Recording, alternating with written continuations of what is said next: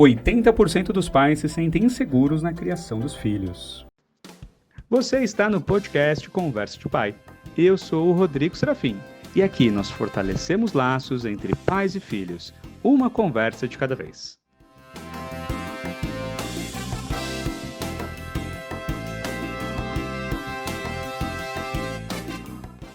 Estamos aqui com elas, Alice Reuter, facilitadora em parentalidade consciente, formada em apego seguro, infância protegida, inteligência emocional e educação respeitosa.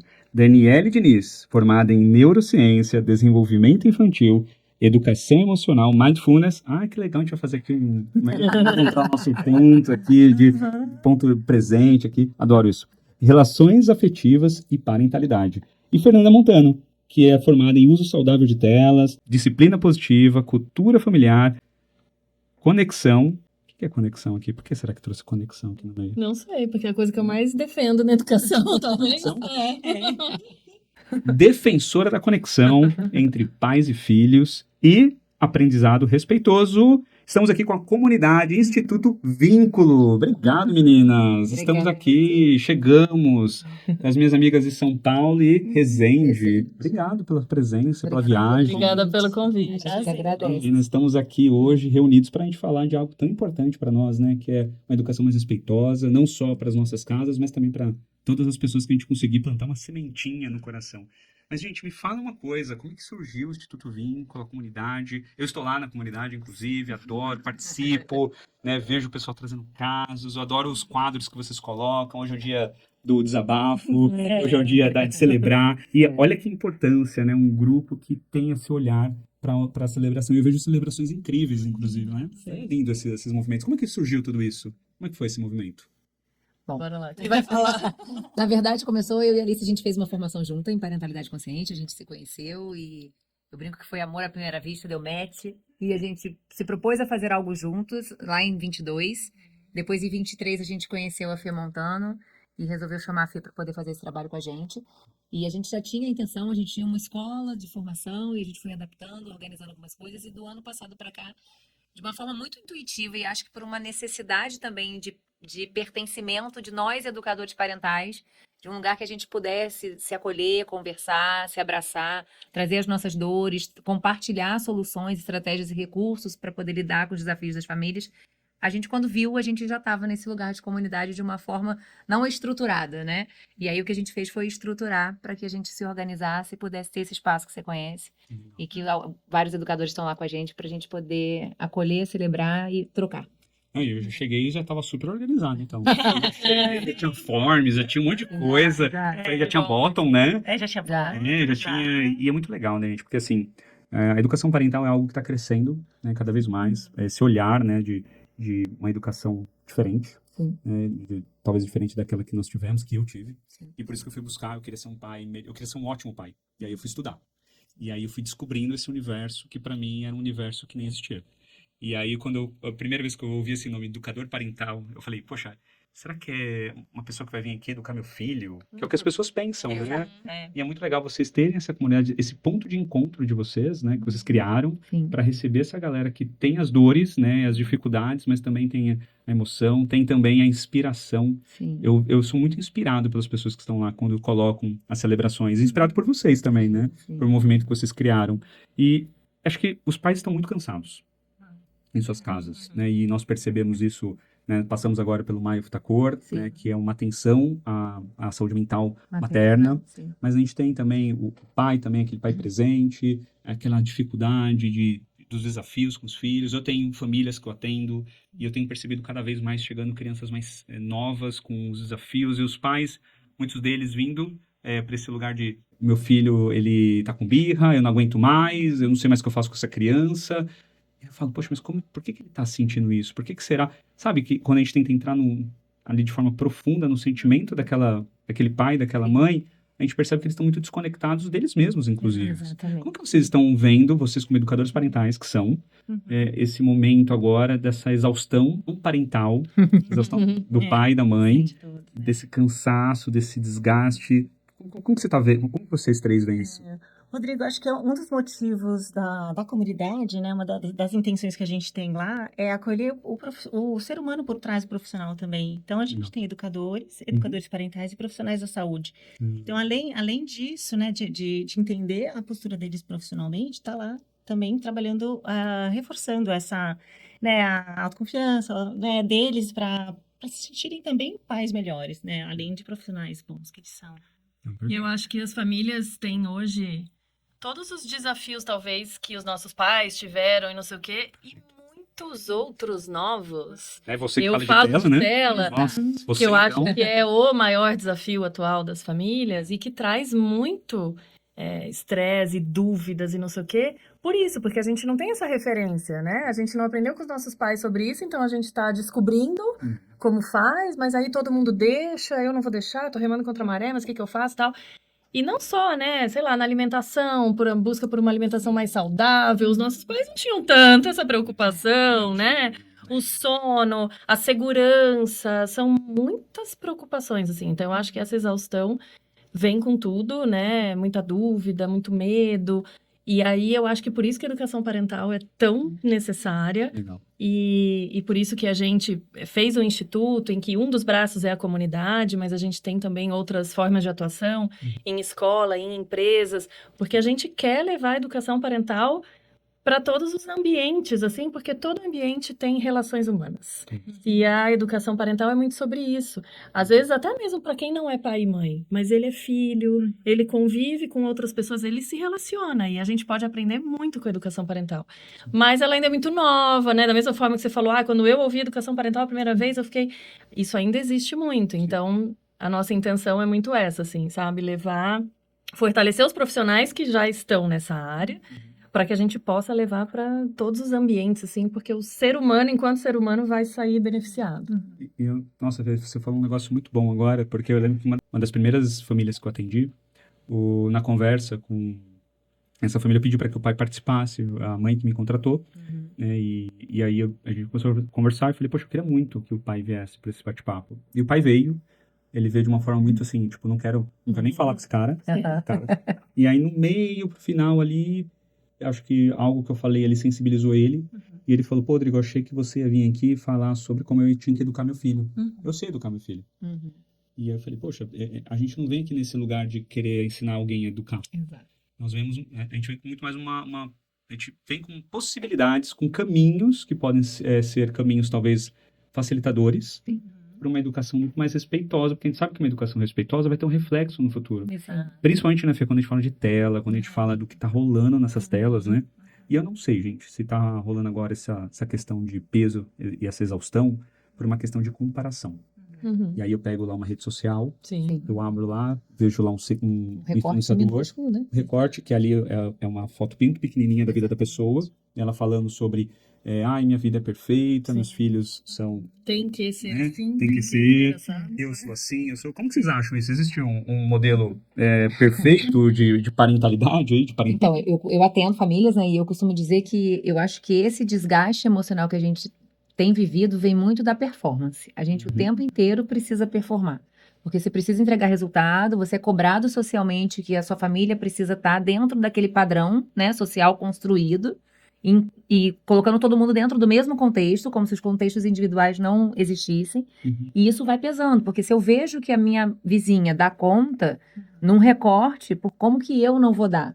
E aí a gente esquece de avaliar contextos individuais. A gente não sabe o que acontece dentro de 4 paredes naquela família. A gente não sabe como funciona a rede de apoio, como que é a logística de sono. Então, eu acho que, assim, são muitos fatores. E aí, se a gente começar nesse lugar de comparação, como você trouxe, mas se ela dá conta, eu sou menos mãe. Ou então, eu trabalho e aí eu não consigo estar nas festas do meu filho, que é um clássico, né? E aí vem uma culpa exacerbada porque eu preciso trabalhar. Então, a gente vai buscar o equilíbrio, mas é entender também o que é possível dentro da minha realidade. E quando a gente alinha expectativa com realidade, a gente consegue ter um pouco mais de leveza nessas relações com tudo. E aí, quando a gente traz o pai junto, né? E eu gosto muito de falar isso, porque o atendimento é da família. Então, mesmo que o pai tenha um horário mais complexo, é importante que tenha a presença dele em algum momento, porque qualquer mudança no contexto familiar precisa passar por todos que fazem parte dessa família. Senão não funciona, né, Não gente? funciona. Funciona lá na casa de vocês? O meu tá lá fora, o meu Você tá aqui fora, é verdade. dizer. É um eterno aprendizado, porque o que a gente traz de conhecimento, a gente tenta aplicar conosco mesmo, né? E aí a gente tenta também ajudar as outras famílias, mas cada família tem o seu valor e o que faz sentido para aquela família. Então não adianta tentar desconstruir o que é bom para você naquela família e né, construir nela o que é bom, o seu ideal. Não, cada uma tem o seu ideal. A gente tem um olhar, né, mais respeitoso, isso dá para mostrar como pode ser melhor, mas depende de cada família adaptar ao seu contexto. Né? E a gente tem que lembrar muito disso, desculpa. Imagina. Dentro da nossa própria casa, né? Quando a gente começa a estudar muito isso e a gente se encanta, né? E se apaixona, e aí você quer levantar essa bandeira, né? E tal. Mas a gente tem que cuidar tanto disso, tanto quando você vai atender outra família, para não cair nesse pré-julgamento que às vezes a gente faz, né? E entender esse contexto, como a Dani falou, e mesmo dentro de casa. Eu falo isso em relação a telas, né? Assim, o que eu mais ouço das mães que me procuram é: mas meu marido não ajuda, ele não concorda, ou a avó entrega o celular e não tá nem aí, não sei o quê. Então eu ajudo muito em como essa mãe vai conversar. Porque precisa, Ah, que legal. né? Como ela vai conversar com essas pessoas sobre isso? E aí uma das coisas que eu falo tem que levar muito em conta o contexto deles. Ele não conhece o assunto, como você não foi atrás. A avó, né, aquela mãe, criou o filho na percepção dela. Ah, mas ele ficava na TV, ele jogava videogame, mas ela não entende que é diferente de hoje. Ela não criou com a internet, então o contexto dela é outro. Então a gente tem que partir desse pressuposto. Né? Não, e aí, você trazendo isso, eu fico pensando muito no... Porque, por exemplo, quando a minha filha, a Ana, nasceu, ela já vai fazer 5 anos daqui a um mês, aí quando ela nasceu, eu fui ler aquele livro lá da Tracy Hogg, que é a Encantadora de Bebês, e aí eu falo pra algumas pessoas, as pessoas querem pegar o livro e me bater. Desculpa, gente, mas eu li esse livro. E eu adorei. Eu adorei. Sabe por que eu adorei? Agora eu vou contar pra vocês. A Alice falou uma coisa muito legal sobre essa questão do conhecimento, né? E pra mim foi assim um despertar de... Sabe quando você não vê... Eu tenho uma amiga minha que vem aqui, que é a Melina Rocha, que é minha sócia, inclusive, no projeto que nós temos. E a gente conversa muito sobre essa questão de nível de consciência. Quando nós não temos nível de consciência sobre determinados assuntos, aquilo não existe. Ponto. Então, quando nós não sabemos que existe uma educação diferente ou outras formas de educar o nosso filho, não existe. É a forma que eu aprendi e pronto. Aí, quando eu fui lá, fiz a primeira formação com a Fernanda ali, disciplina positiva, eu falei, meu Deus. Aí a Fernanda chegou pra mim e falou assim, cara, você viu essa sala aqui? Eu falei, sim, o quê? Ela falou, tem 60 pessoas e 2 homens. Detalhe, você é o único homem aqui, inclusive, que veio para ser um pai melhor. Que é isso que eu falava para todo mundo, que eu queria ser um pai melhor. O outro homem que tá aqui, ele é psicólogo. Então ele tá querendo levar como prática do consultório dele. E ela falou, você já pensou em levar isso para muitas outras pessoas? Aí a Fernanda falou de levantar a bandeira. Eu virei o guerreiro. O ativista. O ativista. Cara, eu virei ativista. Sabe por que eu virei ativista? Porque eu falei, meu Deus, como o mundo não sabe disso. E aí foi muito engraçado, porque assim, eu gostei muito da disciplina positiva, me trouxe muito conhecimento, mas quando eu fui para a escola de educação positiva, ele me deu profundidade no eu. Não no, faça isso, faça aquilo. A disciplina positiva, ela ajuda no direcionamento, principalmente quando você tem ali os momentos intensos da sua casa. Agora, a educação positiva, ela me trouxe um negócio tão profundo que, inclusive, eu acho que eu não estava preparado, inclusive, quando comecei nesse rolê. Acho que ninguém tá. E aí, a Fabiola Duarte veio aqui, ela fala sobre alimentação, ela é mega conhecida sobre ajudar famílias em introdução alimentar. Aí eu fui falar da Laura Gutman aqui no podcast. Cara, quase me bateu, porque eu chutou fora da mesa. É horrível, a culpa da materna. Gente, não tem essa culpa. Porque assim, eu fico pensando, como que vocês fizeram para começar essa rota de buscar esse conhecimento? O que deu aquele clique? Vou começar. Eu sou da educação desde os 16, né? Uau!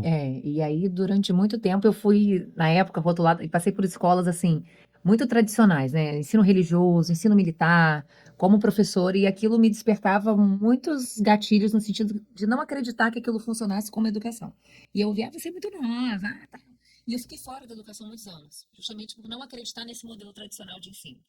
E aí eu comecei a tentar engravidar, e aí em 2017, aleatoriamente, como diz minha filha, passou alguma coisa ali no Facebook, eu acho, disciplina positiva, e eu conheci. E aí eu falei, como que isso existe? Desde a década de 80, eu era rotulada como uma louca lá atrás nas escolas, que queria inventar a roda, sabe? E aí eu comecei a ler, né? Eu falei, nossa, é isso. Abriu a cortina da vida, eu falei, gente, é isso, existe. E aí, desde então, eu engravidei, então eu comecei um processo um pouquinho antes, mas justamente porque eu não queria repetir padrões, e não que sejam tão disfuncionais, mas que não acreditava que funcionassem. Mas mais do que isso, eu queria levar isso para as escolas, porque eu tenho muitas, não chega a ser traumas, mas eu tenho muitas questões da minha época de ensino. Tem um monte de trauma. Porque assim, Eu tô mergulhado no trauma da escola. eu falo que assim, quando a gente é professor, a gente precisa ter em mente o seguinte: quando eu encontrar um aluno daqui a 20 anos, eu quero que ele atravesse a rua para me dar um abraço ou quero atravessar a rua para fugir de mim? E eu fugia da maioria de todos os meus professores, e eu não queria. Que reflexão voltando assim. Entendeu? Que a minha filha passasse por isso e não queria ser essa professora. E aí isso fez muito sentido e eu mergulhei profundamente, engravidei. E aí, durante um período, minhas amigas se afastaram. Eu tive um afastamento social porque eu era a pessoa Você era que não chatona. batia, que não botava de castigo. Mas eu não fiquei dando palestrinha. Tá bom, não era da palestrinha, né? Eu falava assim, se Perfeito. precisar de ajuda, eu tô aqui. Mas as pessoas naturalmente falavam, é porque professora é mais fácil, ela é bebê. É porque ela tem 1 ano. Porque ela tem 2, porque ela tem 3, porque ela tem 4. Quero ver quando crescer. E até hoje eu escuto, se preparem, quando chegar na adolescência, você dá muito espaço, você dá muita confiança. E eu brinco que, assim, que bom que eu respeito a individualidade dela, né? Que bom que eu respeito a autenticidade dela. Eu acho que é muito sobre isso, assim, né? A gente... Né? É difícil. Não, e é difícil. E é complicado, eu acho, a gente julgar também. Sim. Porque não tinha acesso a esse tipo de informação. Então, quando a gente fala assim, a gente precisa quebrar padrão para não repetir, a gente precisa entender que não é de um lugar de julgamento e crítica pro que a gente recebeu. Concordo. Porque não tinha informação. É. A Encantadora de Bebê já foi sucesso. Pô, ela vendeu milhares e milhões de livros e me ajudou nesses livros. Super Nene. Ela me ajudou, gente. Eu sabia zero. assistia Super Nene. Eu achava também, super. chocante, Não, mas eu não assistia. sabia pegar uma criança no colo. É isso. E eu tinha medo de pegar criança no colo. De repente, eu devorei aquele livro acho que foi em 15 dias.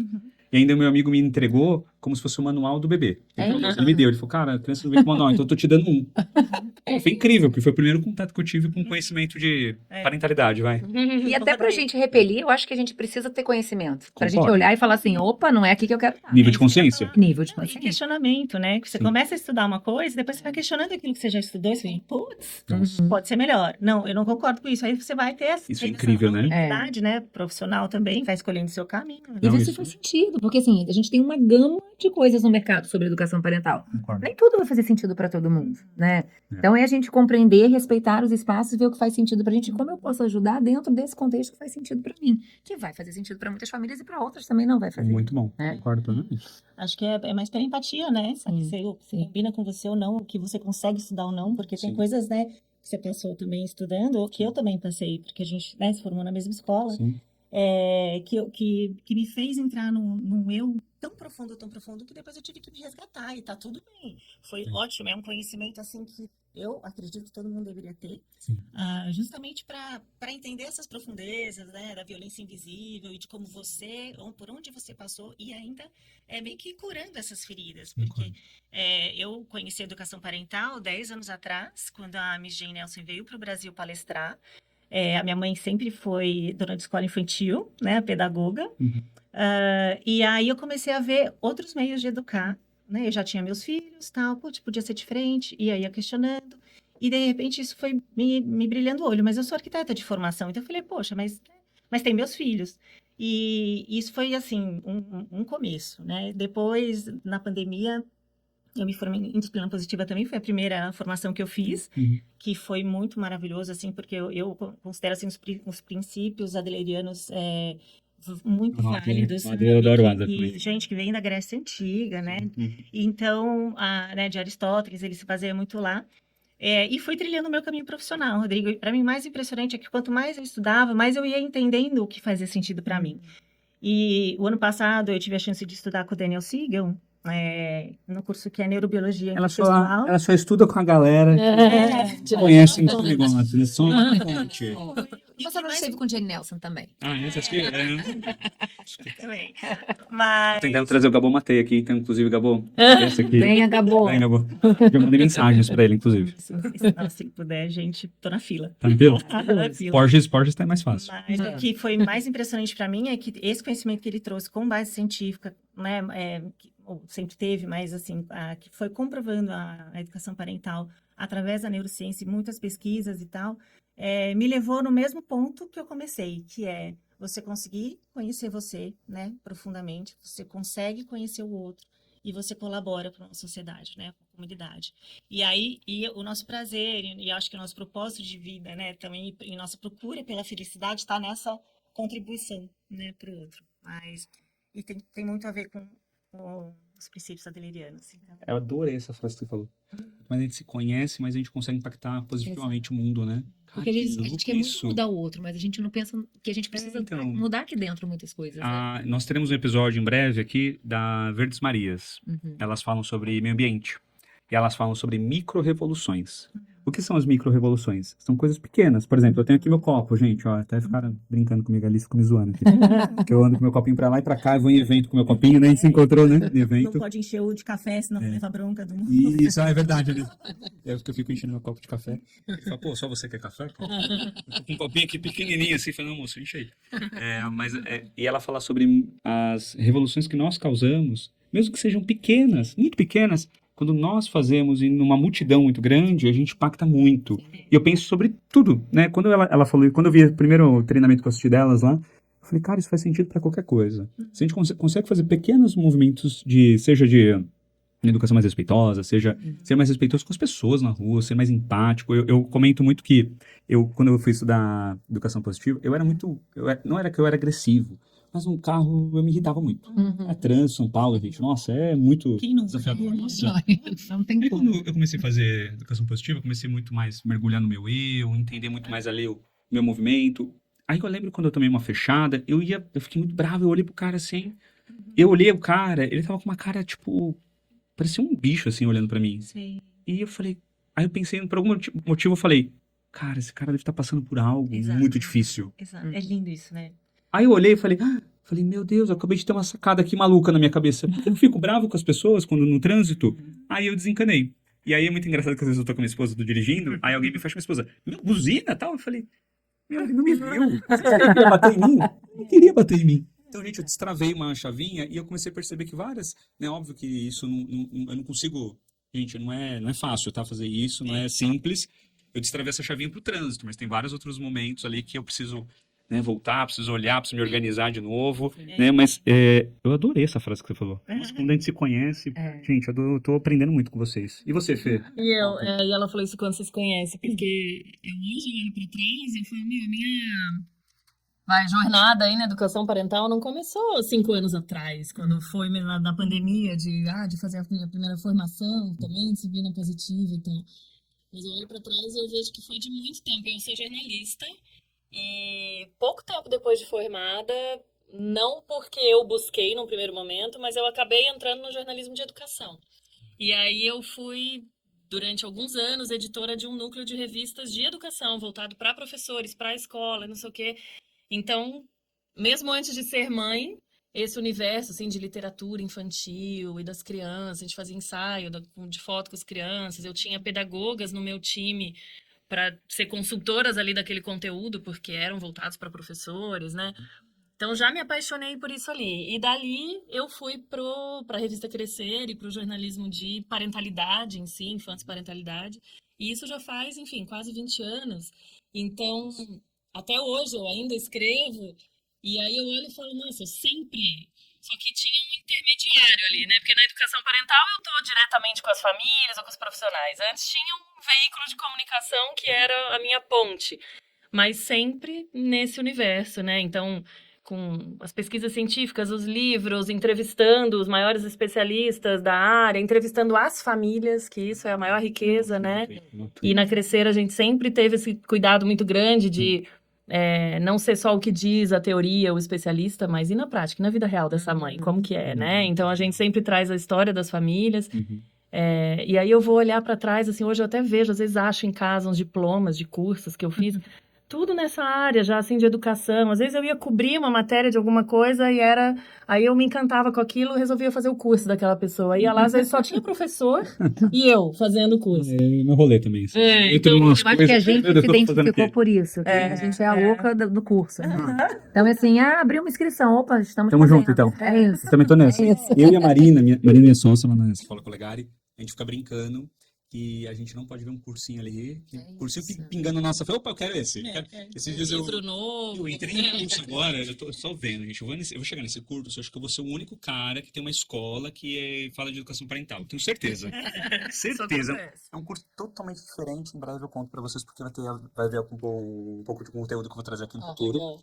Eu tô conectando isso com a questão de uma educação mais respeitosa, então vai ser bem interessante. Não vou dar spoiler, né? Sem spoiler? Sem spoiler. Você posso fazer uma pergunta curiosa? Como é que foi, tipo, 20 anos atrás? O que a Crescer falava em comparação com o que ela fala hoje? Você não tá mais na Crescer, né? Eu escrevo para Crescer ainda, mas não tô dentro da redação. Como é Mas que ainda foi escrevo essa pra Crescer. transição desse veículo, que acho que é um dos principais hoje no Brasil, sobre esse tema? Como é que foi essa transição? O que ele falava e hoje ou talvez ele fale diferente, ou coisas que ele falava 20 anos atrás que fala, cara, e hoje tem que falar mais mesmo, é importante falar sobre esse tema. Como é que foi isso aí? Eu entrei na Crescer em 2012, então não faz 20, mas faz bastante tempo. Uhum. Cara, eu acho que vai acompanhando essa mudança dos desafios das famílias mesmo, sabe? Uhum. Então, sei lá, há muito tempo atrás, talvez a Crescer falasse de castigo, por exemplo. Sim. E hoje em dia ela vai fazer uma matéria, ela vai falar de criação respeitosa, Falavam ela vai falar de não fazer... 5 castigos que funcionam, Sofia. Sabe? 4 dicas. Como utilizar bem o cantinho do pensamento. 4 passos rápidos para fazer um cantinho do pensamento feliz. Estou feliz, gente. Se estiver feliz, não funciona. Então eu acho que vai, sabe, da mesma forma que a gente foi evoluindo na educação, na parentalidade, em relação, né, ao que funciona, o que não funciona, o que é legal, não... ali também é a mesma coisa, né? Legal. Então, e os desafios que a gente tem que abordar, né? Então é isso. Antes eram, hoje são outros. A forma com que você fala com esse pai, com essa mãe, né? De não ser tanto essa cartilha. Temos que ter uma cartilha a seguir, não tem que... Hoje não, né? Mostrar possibilidades. Legal. Hoje a Crescer tem muito... lá no manifesto dela, né? Que é por um mundo melhor e tal. Então tem muito essas pautas de sustentabilidade, de antirracismo, de não sei o que, tudo isso. Que hoje a gente tem mais consciência. É sobre o nível de consciência que a gente falou antes, né? Então é isso. Também foi acompanhando. Gente, e assim, a gente tá falando de coisas tão legais, mas antes de a gente entrar um pouco mais profundo na pauta, eu posso dar uma dica? A minha dica de hoje, no quadro, gente, eu tenho um quadro aqui chamado Dica de Pai. Toda vez eu trago algo aqui que é algo diferente. E eu mudei minha dica. Eu coloquei uma dica aqui na minha pauta e por causa de vocês, eu mudei minha pauta. A dica de hoje que eu quero dar pra você é: tenha escuta ativa na sua casa. A escuta ativa ela pode transformar a sua vida, não só a sua, mas como também a vida do seu filho. Quando você entende, você está conectado, você sabe o que o seu filho precisa, mas não precisa porque ele quer o A ou B, mas o que ele precisa de fato ali. Às vezes ele precisa de um colo, às vezes ele precisa estar com você, ele precisa sentir o que você está ali sentindo também com relação à conexão. Então busque uma escuta que não seja apenas de ouvir. É uma escuta ativa, presente, entendendo, questionando talvez, para fazer com que o seu filho também tenha um nível de consciência diferente sobre determinados temas. Essa é a minha dica de hoje. Por que eu falei dessa dica? Porque a minha grande mudança como pai foi quando eu comecei a escutar a minha filha, com 2 anos de idade. E algumas pessoas falam, para, né? Ela nem fala direito. Cara, ela fala, desde quando ela estava no útero, ela falava. Ela falava, ela verbalizava do jeito dela, seja com balbucio, seja com sorriso, seja com olhar, seja depois com as primeiras palavras. E desde o momento que eu aprendi a escutá-la, eu consigo rapidamente entender o que está acontecendo. Eu consigo solucionar? Não, porque tem muitas camadas aí, dependendo do que esteja acontecendo, mas eu consigo acolhê-la, principalmente acolhê-la. Porque, por exemplo, agora ela tá... Eu senti ela um pouco quieta essa semana, eu cheguei pra minha esposa e falei, você percebeu que a Ana tá um pouco quieta? Ela falou, não sei, eu acho que é... Eu falei, não, sabe por quê? Porque eu tô observando ela, gente. Eu observo, eu ouço, eu pergunto, filha, o que tá acontecendo? Filha, como foi? Tento trazer as experiências. Eu sou muito curioso. Não sei se vocês perceberam. E essa minha curiosidade, ela passa para as minhas filhas de uma forma muito... Ali, eu não sou o chatão de ficar fazendo um milhão de perguntas só no podcast. Mas ali com ela no dia a dia, eu fico tentando entender o que está acontecendo com ela. Seja no momento positivo, no momento bom, seja no momento difícil também. Sim. Como que é para vocês essa escutativa na casa de vocês? Vocês conseguem ter? É difícil, né? A gente não Principalmente no momento ali da exaustão. Como é que é isso? Não é sobre perfeição, né? Legal. A gente está tentando fazer o melhor que pode, né? Até com o conhecimento que tem, né? E também com a regulação que está naquele momento, porque tá tudo bem a gente também passar da conta. Não é todo dia, né, que você falou do carro, que você Uhum. não, né? Tem dia A maior que parte, tudo bem, mas vai tem escapar. dia que vai. Acho que dentro de casa é a mesma coisa, depende muito do seu estado. E eu acho que ter a consciência de como nós funcionamos, né, é muito importante. Por quê? Porque a gente consegue ponderar. Então, às vezes, você vê que tá triste, aí você chega de uma maneira um pouco mais agressiva, no sentido assim, não, mas me conta, querendo, né, fazer aquelas milhões de perguntas curiosas, mas que, putz, ele não tá querendo responder, e você perde a conexão e você não consegue. Desconecta. Sim. Então, assim, entender o momento certo, como quando você tá bom, né, você se sente bem o suficiente para aproximar. Sim. E aí realmente tá presente, tá disponível, né, o celular tá longe. Exato. Disponível, É. disponibilidade. Eu lembro de uma das cartas da disciplina positiva. Desculpa, eu vou falar de cartas, sim. Vou falar de cartas, porque é uma carta que sempre me chama atenção. Inclusive, quando a Beth Rodrigues esteve aqui, a minha dica foi a carta, que era conectar antes de reparar. É. E isso virou quase uma regra pra mim. E não só uma regra com a minha filha. É uma regra pra vida. Então, com todo mundo que eu tenho algo que precisa ser reparado ali, eu me conecto antes. E a conexão, às vezes, pode ser uma empatia, aquela que a gente fala, eu estou me colocando no lugar do outro, porque não tem como. Esquece. Exato. Eu tento entender ali, dentro da minha perspectiva, como aquela pessoa pode estar se sentindo determinada. Eu respeito o sentimento dela. Exato. E eu uso muito CNV. Muito CNV. Nossa, comunicação violenta, eu adoro. Marshall Rosenberg. Eu falei o nome, desculpa, Marshall. Então, assim, eu gosto muito do que ele traz, da forma que ele fala, e eu tento usar isso até na forma que eu vou falar no meu dia a dia. É difícil, gente, porque a gente não aprendeu daquele jeito. Sim. Né? Então, mas que legal. Que legal, adorei o seu ponto. Que você E essa trouxe, disponibilidade, né, emocional e a escutativa, e você falou isso antes da sua filha, e é isso, lembrar que a escutativa não é só sobre o que ela está falando, né, a comunicação, a gente deu um treinamento ontem na escola, numa escola de CNV, Que legal. e eu falei um pouco de comunicação, e lembrando disso, dessa comunicação não verbal. Não verbal. Então, nesse momento da escutativa, é disso também, de estar de olho nessas coisas, né? E aí, desde criança, e quando é adolescente, então mais ainda, né? Eu tenho uma filha adolescente, a Alice tem filhos adolescentes. A gente, nesse momento, então, você precisa estar muito atento a essas coisas, assim. Essas coisas não verbais é uma mudança sutil, às vezes, de comportamento, mas que você já sabe que tem alguma coisa ali. E aí, muitas vezes, é isso que a Alice falou, não vai adiantar, às vezes, você chegar e falar, tô vendo que você tá triste, me conta o que aconteu. Esquece. Não vai, entendeu? Vai lá com os filhos dela que já são quase adultos. São maiores que eu. Não vou falar sobre mas é verdade. Eu gostei do que você falou da disponibilidade, porque a gente esquece que existe algo ali que nos tira a atenção, né? Nos suga. Exato. E o que eu tenho percebido também sobre essa questão da disponibilidade é que muitos falam do uso de tela dos filhos, mas não olham para o uso de tela dos pais. Exato. Do uso Grande de tela, problema. do próprio uso de tela. Eu dei um treinamento, eu fui convidado também para uma escola no interior de São Paulo a fazer uma palestra sobre uso de tela. Era uso de tela saudável, alguma coisa assim. Aí eu até falei, nossa, gente, é esse tema mesmo? Eu vou encontrar, não vou demonizar a tela. E aí, na minha conversa com eles, eu falava muito sobre como é que tá o uso de vocês. Exato. Aí eu brinquei com alguns, né, que os que estavam mais agressivos com relação ao uso de tela dos filhos. Eu falei, vamos abrir aí o aplicativo agora, deixa eu ver quanto você tá usando. Aí ele brincou, desconversou. Aí na hora que terminou o evento, ele veio atrás de mim, um deles, né. O cara, eu fui lá abrir o meu. 6 horas. Leva um susto. É isso. É isso, 6 horas. É uma quantidade muito alta. Aí ele falou, poxa, é que eu uso como ferramenta de trabalho, e tudo bem, né? Gente, é o que a Alice falou muito bem, é o que nós podemos dar, né? Exato. A gente não precisa se cobrar tanto. Mas é impressionante como essa disponibilidade, ela está estremecida. E o que eu percebo, vocês assistiram aquela série Adolescência? Sim. E na série, a minha percepção foi uma desconexão entre os pais e a criança, o Jamie. E a gente não vai dar spoiler, né, gente? Não. Podemos, mas... É. E na hora da escola, aquele policial com o filho dele, ele não sabia qual era a linguagem. É o que a Fê falou agora, né? É muito sutil. É a linguagem, gente, que eles usam. É como eles falam, né? E de repente você vai ver, tá acontecendo um monte de coisa, né? Tem um monte de coisa rolando, nomes, aí eu coloquei lá no treinamento. Eu coloquei alguns nomes aqui, eu quero ver se vocês sabem alguns desses aqui. E coloquei vários ali, Dark Web, coisas que estão sendo muito faladas, né? Sextorção, que a Shelly fala muito. E, gente, eles não sabiam nenhum. E não é uma culpa, mas é uma desconexão sobre, inclusive, o que está acontecendo hoje. Falei Discord, ninguém sabia o que era Discord. E eram 20 pessoas que estavam na sala. Pais de adolescentes, tá? Não sabiam o que era o Discord. Eu falei, galera, eu tenho quase certeza que pelo menos uma criança aqui, um adolescente aqui usa Discord. Assim, então, tá acontecendo, né? E esse rompimento, acho que, dessa família, dessas crianças. A tela tem sido talvez um dos vilões, mas a tela é um dos, né? Só que não é o único, né? E, gente, terminamos aqui a nossa dica. Posso voltar aqui pra pauta? Vamos lá.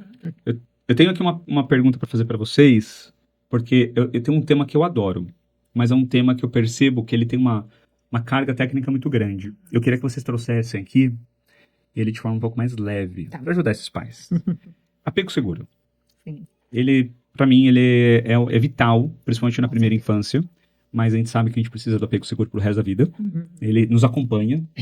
John Bowlby, que é o cara que criou essa teoria, é o cara que ele sempre fala sobre esse apego seguro sempre voltando, Exato. né, na nossa vida. Lá na escola, lá na Colegar, a gente usa. Ele é a nossa base, inclusive, de adaptação de crianças. Todo o nosso processo de acolhimento a gente usa, né? Que aí eu ia usar lá os 4 P's, mas eu vou deixar vocês falarem sobre eles. Como vocês acham que o apego seguro, né? Primeiro, o que é e como ele pode ajudar essas famílias, talvez até nessa conexão, né? De acolher, de ouvir, de ver, né? De observar. Como que vocês acham isso? Você que é formado em apego seguro. Eu sou suspeita, eu adoro, né? Eu acho que o apego seguro, na verdade, também vem muito com o vínculo, né? Que você está falando em primeiro lugar, né? E que tipo de apego que... Bom, o pai não vai procurar o apego em si, né? Mas ele vai procurar essa conexão com a criança, né? Então, a criança, imagina que ela está pronta para receber, né? Aquilo lá e as necessidades dela para serem atendidas, né? E, de repente, não é, né? Então, isso causa um ruído de comunicação lá afetiva, né, com eles. Ou ela é pouco atendida, ou ela é 100% atendida, que não é na perfeição, mas assim, é o pai que está disponível, olhando e tudo, né? Legal. E aí eu acho que quanto mais você vai alimentando essas necessidades da criança, conseguindo entender o que ela precisa, né, mais segura emocionalmente ela vai ficando. E ela vai conseguindo entender também como ela funciona. Então, sim, ela merece, né, ter aquelas necessidades atendidas, ela merece essa atenção do pai, né, e a disponibilidade ou a curiosidade, né, para entender o que ela está precisando. E você vai ficando, eu acho que vai trazendo uma segurança de quem você é, né, do jeito que você veio ao mundo. A autenticidade mesmo, né? A sua essência, né? A sua espontaneidade, né? E talvez quanto mais você consegue atender isso, o adulto lá na frente, que ele for ser, né? Ele vai saber buscar também. Ele vai entender o que ele precisa, ele vai ter segurança que ele foi acolhido lá, né? Então ele vai ter relacionamentos mais saudáveis com outros adultos mais pra frente, porque ele foi garantido naquela base emocional dele, né? Primeiro. Legal. Eu gosto muito de falar, quando fala de apego seguro, que assim, a gente fica buscando sempre o ideal, né? Que é uma relação de apego seguro. Mas a gente vai capengar em alguns lugares. Mesmo? Não é? A gente não vai dar 4 dicas, 5 dicas aqui pra não Preciso dizer capengar? que a gente vai capengar. E aí, o mais importante nessa construção de relação de apego seguro é a gente reconhecer que a gente errou, reparar esse erro e começar de novo ou parar de onde começou. Porque se a gente fica muito focando lá no ideal, eu acho que a gente perde a riqueza dos detalhes Claro. que tá no dia a dia, sabe? E aí a gente fica muito projetando o que eu preciso e eu acho um lugar muito perigoso. Porque é óbvio que todos nós queremos, né? Principalmente quando a gente está falando de bebês, primeiríssima infância, essa relação de apego seguro precisa ser construída. Uma vez eu dei um treinamento na escola que a mãe falou assim, nossa, nesse momento eu percebi que a minha relação não é de apego seguro. Qual é a minha relação de apego com meu filho? Eu falei, não é um diagnóstico assim, né? A gente não tem essas respostas prontas, né? E, inclusive, é um processo de reflexão, de você entender por que você acha que não é, o que você construiu até aqui e como que você pode reparar isso. E como é que é a sua relação de apego com outras pessoas, né? Exato. E o que você recebeu? Vamos olhar para trás um pouquinho, porque eu falo que para caminhar para frente a gente precisa fazer uma reflexão do que houve. Então, assim, como que você foi criado? Porque muitas vezes você vai repetir padrão porque é um lugar de conforto e seguro, e o cérebro vai entender aquilo ali, né? Então, quando você começa a buscar caminhos diferentes e entender que eu errei, reparo, errei, reparo, e o exercício de pedir desculpa da gente como adulto é muito desafiador, né? Porque a gente não foi educado para isso, nem socialmente. Não é só com pai e mãe, é socialmente isso, né? E aí, só complementando na história do apego seguro, eu acho que uma coisa que eu tento tomar muito cuidado e que eu acho que na internet as pessoas que falam de educação e parentalidade não têm esse cuidado e eu acho que acaba jogando muita culpa nas mães, né? Nos pais também, mas vamos falar aqui da mãe, que é onde se dá chibatadas todos os dias de culpa, né? E eu acho que às vezes na mãe ali, principalmente a mãe de primeira viagem, ou essa mãe da primeiríssima infância, às vezes traz muita culpa por essa busca desse apego seguro em que se fala tanto que você tem que, né? Até numa questão assim de sentir aquele amor incondicional na hora que eu vi meu filho nascer. Exato. E aí tem mulheres que às vezes não é uma coisa assim tão instintiva, É uma construção, eu ou acho, às vezes né? ela construiu isso tão idealizado na cabeça dela, e aí na hora não veio exatamente como ela sonhou, e aí ela já se sente uma péssima mãe, porque fica essa desconexão, e aí entra 1000 outros assuntos que a gente nem vai entrar aqui, e daí não consegue amamentar, daí ou não sei o quê, não sabe dar banho, né? E aí essa busca por esse apego seguro, essa coisa tão linda da maternidade, às vezes traz muita culpa. Então, né, nesses atendimentos, ou quando a gente fala de educação parental, eu procuro sempre, sabe, trazer isso que é a conexão natural do dia a dia, que você vai criar com seu filho, ela tá ali. O apego seguro vem daí, né? E não dessa busca por uma maternidade idealizada. Eu acho que quando a gente começa a olhar sem muitas regras, muito passo a passo, né? Porque é o checklist da maternidade. Então, se você não cumpriu 3, nossa, lascou tudo. Eu não estou sendo uma boa mãe. Mas quando a gente tem intencionalidade, curiosidade e disponibilidade, a gente consegue ter boas relações. Então, relações funcionais e saudáveis. Eu adoro a intencionalidade, gente. Eu adoro e funciona tão bem. Aí, às vezes, muitas famílias que eu atendo, né, eu conversando com eles, eu falo, coloca na agenda. Isso. Aí teve um pai que falou assim, cara, não é estranho eu colocar? Eu falei, não. Porque se você não colocar, você não vai conseguir sentar com sua filha e brincar. Daqui a pouco vira um hábito. Você coloca lá, trava sua agenda, não mexe no celular, senta com ele, brinca, conecta, entra no mundo dele. E vocês falaram algo sobre a culpa. A Mari Furtado, que esteve aqui no último episódio, ela falou que a maternidade foi a coisa mais difícil dela em amar. Porque seja pelo corpo, seja pela questão dos hormônios, seja pela questão do choro, pela dificuldade daquele ser ali precisar de você e você ter que... Ela falou, cara, foi muito difícil pra mim esse amor. Não é um amor romantizado. Exato. E a gente até falou no podcast dela que a influencer lá, o filho vai nascer e faz o post, e depois fica comemorando o post porque o filho foi pra UTI e falou, nossa, meu post teve muitas curtidas, que legal. Cara, seu filho tá na UTI, você tá postando lá. Sabe como? Chegamos num nível, gente, que não existe um filtro ali, né? E quanto mais as pessoas assistem, mais aquilo vai alimentando elas também. Não, e eu gosto de trazer a vulnerabilidade nesse momento, né? Total. Porque ninguém mostra a vulnerabilidade. Exato. A gente busca esse perfeccionismo que é inalcançável Uhum. e a gente se frustra durante o processo, que é muito bom. E aí, quando a gente consegue assumir a vulnerabilidade, é como se baixasse a guarda. É como se você olhasse para o seu filho de uma forma assim, eu sou imperfeito, você também pode ser. Né? É o caminho, a gente se conecta pela nossa imperfeição. Né? Então, eu acho que quando a gente fala de sentimentos, né, o que a gente está sentindo para conseguir entregar essa forma de apego, né, seguro, fala muito como você foi, né? O tipo de apego que você teve e como você vai entregar para o seu filho. E eu comecei a estudar, o meu mais velho já tinha 12 anos. Então, você pensa, Jesus, sabe? Eu queria ter outro filho para fazer tudo de novo. Agora vai dar certo. Fala lá pra aquela câmera pro seu marido. Não, tô brincando. Mas assim... Fala, bora, Felipe. Podia, né? Mas enfim, eu te entendo. Mas a questão eu comecei a aprender e eu comecei a tentar ressignificar com meus filhos tudo que eu entendi que eu fiz de errado, ou tentando acertar. Gosto dessa frase da minha mãe até, a gente tá tentando acertar, né? E os erros são grandes oportunidades de aprendizado, né? Acho que não é isso. Então, assim, você desculpa, hoje eu tive uma aula, não sei o que, já tava lá os prantos.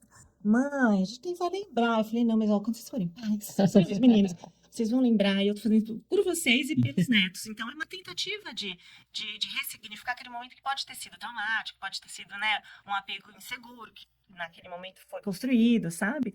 E assim, e a culpa, tá tudo bem, né? Tá tudo bem, eu entendo que eu tava fazendo o meu melhor, eu tô estudando para ser uma boa mãe também, como você tá estudando para ser bom pai, né?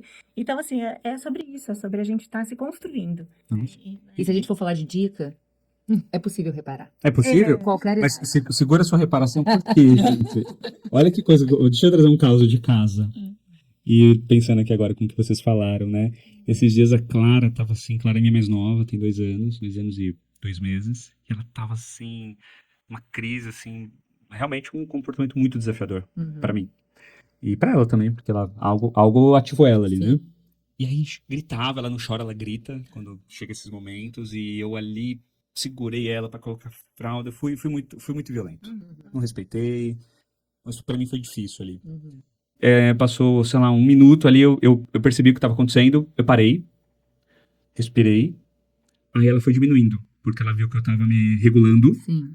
aí ela olhou pra mim, a gente ficou se olhando, aí eu peguei ela no colo, aí ela ficava, sabe aquele, aí eu falei, filha, desculpa, papai tá nervoso, tô cansado, né, eu não fui respeitoso com você, aí ela, você não foi respeitoso comigo, que ela falou isso. E aí eu falei, desculpa, ela, desculpa, papai. Eu falei, não é você que tem que pedir desculpa, filha. E aí qual foi meu movimento? Aí eu falei, caramba, ela tá achando que ela foi a culpada. E tudo bem, assim, ela me ativou, mas ela não tem culpa de estar sentindo o que ela tá sentindo. Aí eu fiquei, eu comigo, né? E eu falei, não, filha, foi o papai e tal. E eu fazendo toda essa construção pra ela. E eu percebo o quanto é difícil. Então, assim, eu fico pensando, caramba, estudo pra caramba. Eu leio tanto. Eu me cobro em alguns momentos. Aí, de repente, eu percebo que eu acabo caindo naquilo que é o, né, acho que a Dani falou, né? Que é o natural para nós, né? É o intuitivo. É o intuitivo, é a minha intuição. A minha intuição foi da forma que eu fui educado. Minha mãe me deu o que ela tinha. Exato. Uma educação autoritária, muito autoritária. Um nível muito alto, estudei em um colégio militar, então lá também é um tipo de educação mais autoritária, um ambiente mais autoritário, né? Então eu fiquei pensando, falei, nossa, cara, o que eu tô fazendo aqui com ela? Aí na hora que eu deito na cama, eu fico sempre refletindo, nossa, isso. E eu gostei disso que você fala de tentando, né? Tentando Tentando acertar. acertar a todo momento. É uma construção. Uma E construção. a gente vai errar e vai acertar, e vai errar e vai acertar. Mas isso que você trouxe eu acho muito bacana, porque é justamente a gente reparar. É. E ter a coragem de reparar. A Alice trouxe a questão da vulnerabilidade, né? E Brené Brown fala disso lindamente. E eu falo, é o maior ato de coragem da vida, porque a gente está nessa performance que a gente falou lá atrás o tempo inteiro. E aí, quando que você vai assumir que você não dá conta? E é muito difícil isso. E aí, se a gente tem a coragem de dizer que não tá dando conta, e se a gente for olhar pro puerpério, ele é a vulnerabilidade extrema de uma mulher. Nossa, É homens. muito desafiador. Muito desafiador. Tem. E o quanto não existe julgamento, rótulo, crítica, né? Uma série de coisas. Né, a ponto das pessoas ouvirem. Por que você pediu pra ser mãe? Ser mãe é isso.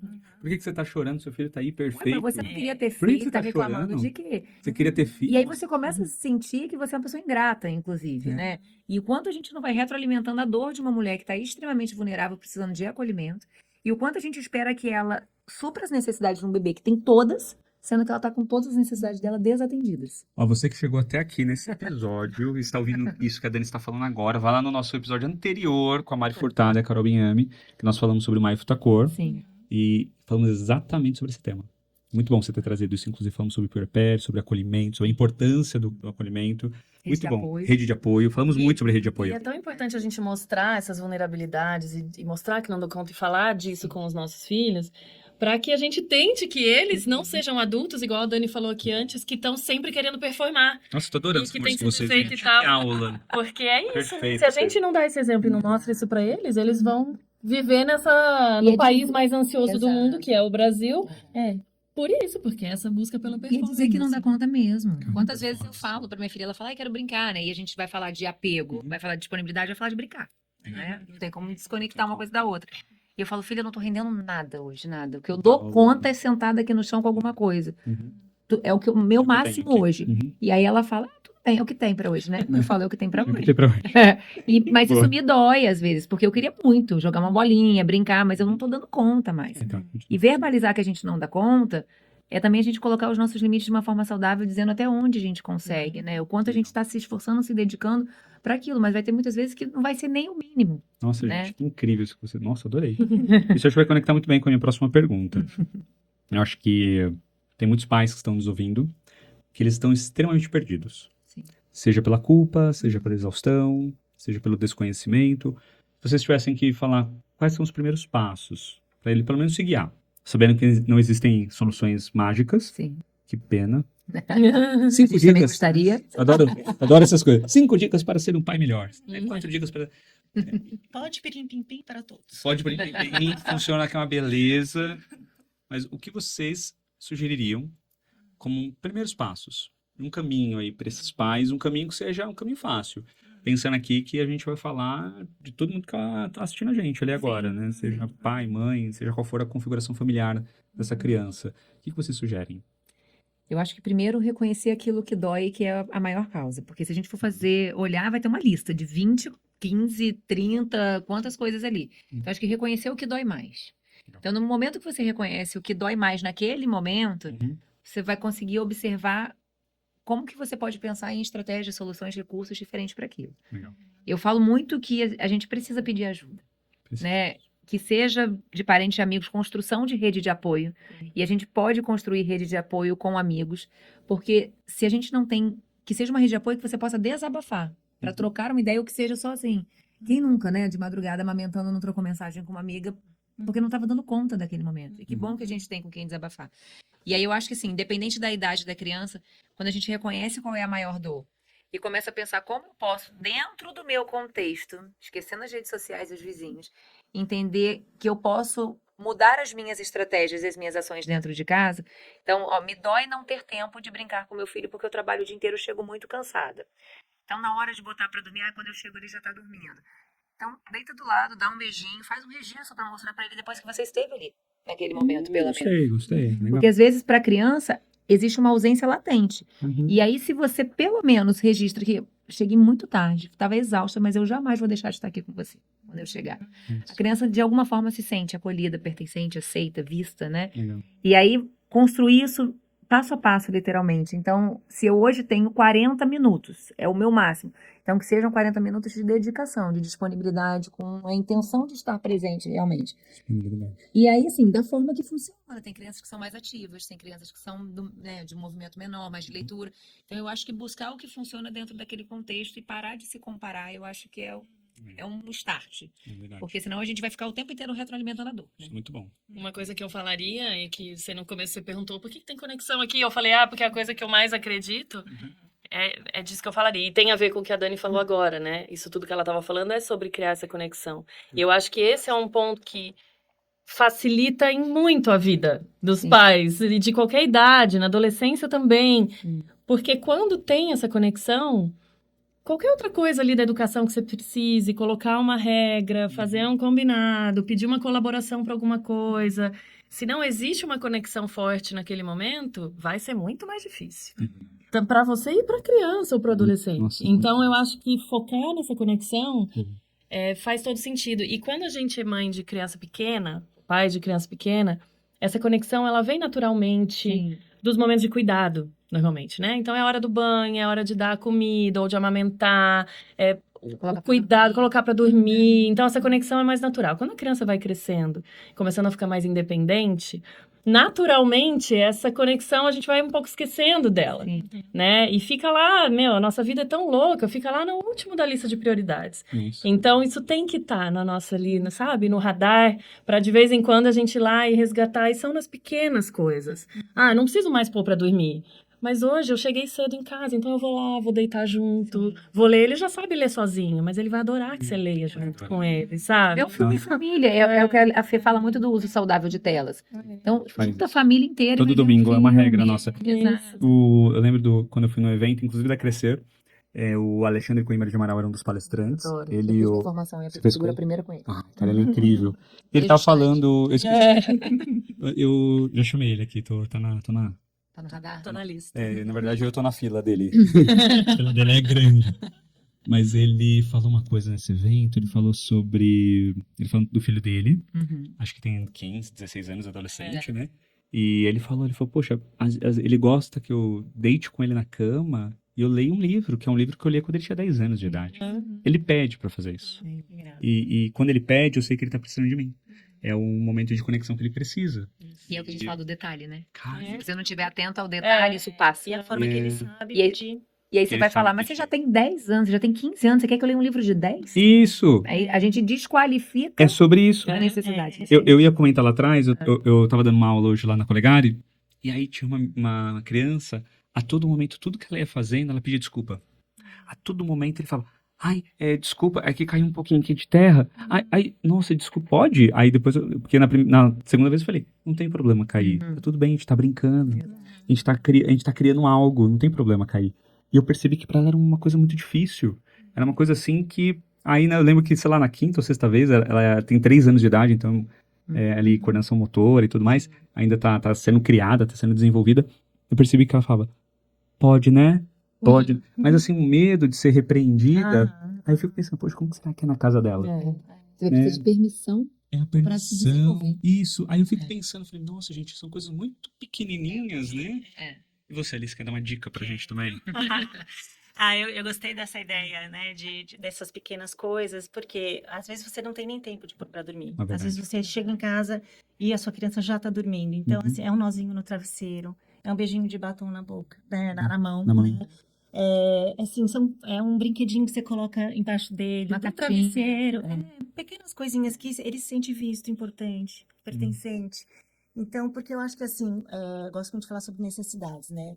E eu acredito fielmente que o ser humano é colaborativo desde o nascimento. Então, se ele não colabora é porque alguma necessidade não está sendo vista, atendida e não está sendo suprida. A gente não vai sempre suprir tudo. Não vai nem descobrir às vezes. Às vezes eles não vão nem conseguir saber o que eles precisam, né? Uhum. Mas quando você consegue entender as suas necessidades, né? E por que você age como você age, você consegue ensinar também eles a interpretar aquele momento. Me conta, o que você está precisando que eu não estou conseguindo te dar? Vamos investigar aqui. Você ficou chateado que eu falei assim com você? Você ficou chateado na escola? Você entrou no carro, nossa, de um mau humor aqui, mas vamos entender como é que é. Uhum. Ou levou fora da namorada, sabe? Ou tava numa expectativa de dar um beijo depois deu tudo errado, sabe? Então é sobre ele também entender do que ele está precisando e por que que ele sente o que sente e age como age. Nossa, aí você ensina que educação emocional nesse processo. Exatamente. Eu sempre fico pensando nisso também, né? Depois, que importante, né? Às vezes eu faço algumas coisas com as meninas e falo, nossa, como eu queria ter tido isso. Eu tava hoje lá na escola, cara, como eu queria ter estudado numa escola que tivesse essa visão, né? A gente tava hoje fazendo o dia do circo, a gente tinha aula de matemática, de geografia, de ciência, a gente teve aula de português, tudo que eles quiseram fazer uma apresentação de circo, porque a gente usa lá a Regemira, a gente vai muito no Legal. processo de descoberta da criança, né? Ela que vai guiando no processo de aprendizado. E eu trago isso para minha casa. Então eu chego para as meninas, eu tenho uma ideia, e eu falo, gente, vamos fazer tal coisa? Vamos aí, agora a gente entrou no momento meio ambiente, né? Então aí em casa a gente tá fazendo horta, a gente faz composteira, a gente tá fazendo coleta de lixo reciclável, a gente tá fazendo coisas com lixo reciclável. Vamos fazer um brinquedo hoje, vamos cortar garrafa, vamos fazer não sei o quê, vamos fazer não sei o que lá. E tá cada vez mais rico essa nossa conexão. Sim. Porque a gente tem os nossos momentos, mas eu tenho um momento de intencionalidade que eu só tô com elas ali, que eu Exato. deleto de tudo. Exato. Deleto mesmo. Nós recebemos muitas dicas aqui, mas eu quero dar uma dica do livro hoje, que o livro eu tô indicando já há alguns episódios. E hoje, gente, quem indicou o livro foram elas, tá? Elas que me ajudaram aqui na seleção. Eu quero indicar Árvore Generosa, de Shel Silverstein. É um livro que traz aí uma conexão muito com a nossa infância. E livros infantis faz isso, né? Faz a gente se conectar com o nosso passado, a gente refletir sobre coisas que estão acontecendo da forma de que nós educamos os nossos filhos. É lindo, adorei. Boa dica. Não li ainda, mas já tá na minha lista também, tá? Obrigado pela Você dica vai de adorar. vocês. Nice. Gente, agora, chegando ao final do nosso podcast, eu tenho um quadro, eu chamo ele de Sem Pensar. Tá. Eu quero trazer umas palavras para vocês, eu quero ouvir o que elas representam para vocês em uma palavra. Combinado? Que difícil, em uma palavra. Não. Vamos lá. A gente que fala pouco. Ai, meu Deus. Eu vou começar pela Alice. Tá. Alice, vamos lá, tá preparada? Não. Aí bora. Isso aí, foi sincero. É isso. Conexão. Amor. Apego. Ai, desconforto. Ó. Sim. Educação. Caminho. Dani, Hum. parentalidade. Ai. Conexão. Não, que eu vou falar a próxima agora vai ficar engraçado. Vínculo. Vou mudar a palavra então, né? Necessidade. Respeito. Primordial. Fê. Emoção. Base. Aprendizado. Necessário. Cuidado. Afeto. Nossa, gente, eu adoro as palavras Mas é que vocês difícil, né? falam. Ah, lógico. A gente quer discorrer na tese sobre cada palavra. Teve uma pessoa que fez isso. Rodrigo, eu vou falar essa. Eu falei, porque ela falou uma palavra, eu fiz essa cara pra ela. Falei, diferente.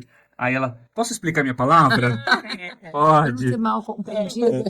Tem isso como compreendida? Não, apego, pra mim, foi desconforto, né? Então, Desconforto. por que será? Por que será? Capítulo. Legal, gostei. Legal. Gostei que você trouxe. Quando é nesse papum, você vê como isso ressoa e às vezes você não É. parou pra refletir. É isso.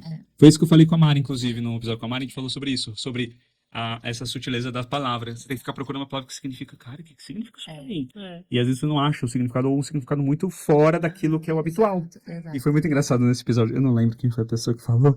Ela falou uma palavra muito, gente, assim, muito diferente. Foi até uma pessoa que estava online. Aí ela falou, posso explicar? E a explicação dela foi incrível, porque ela trouxe ali fazia total sentido. Ela conectou com algo que ela aprendeu na faculdade. Eu tô tentando lembrar quem foi. Eu acho que foi a Débora. Inclusive, estudou com a gente. Algum mais de vocês estudaram educação? Depois Na positiva, Eu não. fiz apego seguro depois com a Lívia. Com a Lívia? Fiz apego seguro. E essa pessoa fez, foi a Débora. Tá. Débora Marques, que ela fala sobre alimentação. Também é uma nutricionista. Ah, que Infantil. legal. Tá.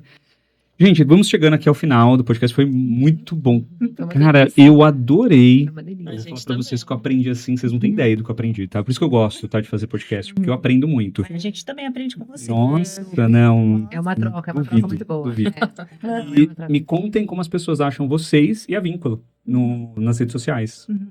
Como vocês são encontrados? A gente está no Instagram, né? @Vínculo Instituto. Estamos nas nossas páginas pessoais também. O meu @Daniele Diniz. Alice Reuter, .infância. O meu é @Fernanda K. Montano. Então, eu sigo já vocês, inclusive. Só no Instagram ou vocês estão no TikTok, YouTube? TikTok ainda não. Então, aí 40 a mais, o TikTok tá um pouco difícil pra mim. Tá, né? LinkedIn, Tamo junto. no TikTok. É. LinkedIn. Eu Mas estou o no LinkedIn. LinkedIn, no É YouTube. Vocês falaram que vocês preparam trilhas, né, de aprendizado em empresas, empresas, né? Aí o Gente, LinkedIn levem pra faz mais empresas. sentido. Sim. Levem, sim. levem. Ó, e você que é educador parental, vai pra empresa, gente. Tá precisando, viu? Precisa. Tá precisando. Agora com o NR1, Isso, saúde Meu. mental. Exatamente. Oportunidade E não tem como falar de incrível. saúde mental sem Sem falar de parentalidade. parentalidade, Não tem mesmo como. para quem não é pai e mãe. Exatamente. Foi o que eu falei. É. nossa, gente, muito legal. O ser humano, né? Então é nosso Instagram, e nós, tanto o pessoal quanto do Vínculo, podem chamar, que a gente adora conversar. Muito bem. Percebemos. Nós passamos até que é o tempo do podcast. E pra fechar, eu termino com uma frase. O melhor presente que você pode dar ao seu filho não está numa caixa. É a qualidade da relação que vocês constroem todos os dias. Sim. Jane Nelson. Obrigado, você que ficou até o final. Curta esse episódio, compartilhe com os amigos. Eu te vejo daqui uma semana. Obrigada. Obrigada. Luiz. Beijo, pessoal.